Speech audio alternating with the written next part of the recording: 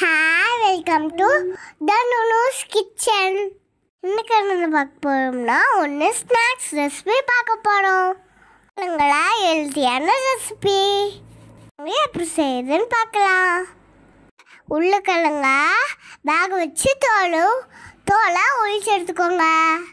ஒரு பவுலில் போட்டு நல்லா ஒரு உருளைக்கிழங்க மேட்ச் பண்ணிக்கோங்க. அது கூடயே கருவேப்பிலை, கோதுமாவு, கார்ன்ஃப்ளவர், கேரட், மிளகாத்தூள், உப்பு, மிளகுத்தூள் இதெல்லாம் போட்டு நல்லா பேட்டை எடுத்துக்கோங்க. சப்பாத்தி மாவு பதம் கொஞ்சமாக எண்ணெய் ஊற்றி பிணைஞ்சு எடுத்துக்கோங்க. கோதுமாவுக்கு முதல்ல மைதா மாவு சேர்த்துக்கலாம். நாங்கள் ஹெல்த்தியாக இருக்குங்காத கோதுமை மாவு சேர்த்துருக்கோம். ஒரு பவுலில் கார்ன்ஃப்ளவர் போட்டுக்கோங்க.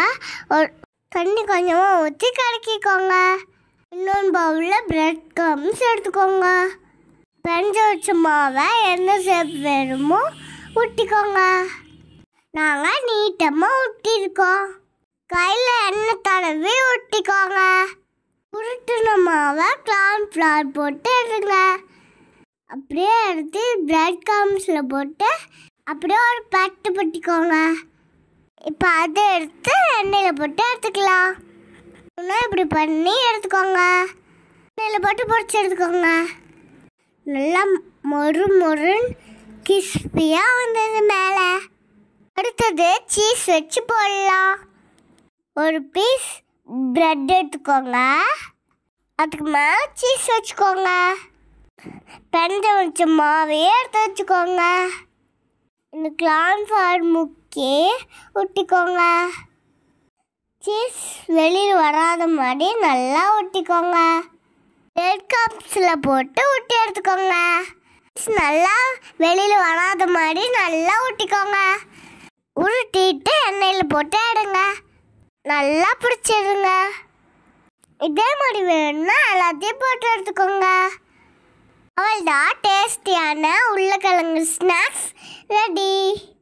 உங்கள் வீட்டில் இருக்க குழந்தைங்களுக்கெல்லாம் இது கொடுங்க. இதெல்லாம் நல்லது. நீங்களும் ஒரு வீட்டில் செஞ்சு பார்த்து மறக்காமல் கமெண்ட் பண்ணுங்க. ஓகேவா சுட்டீஸ்?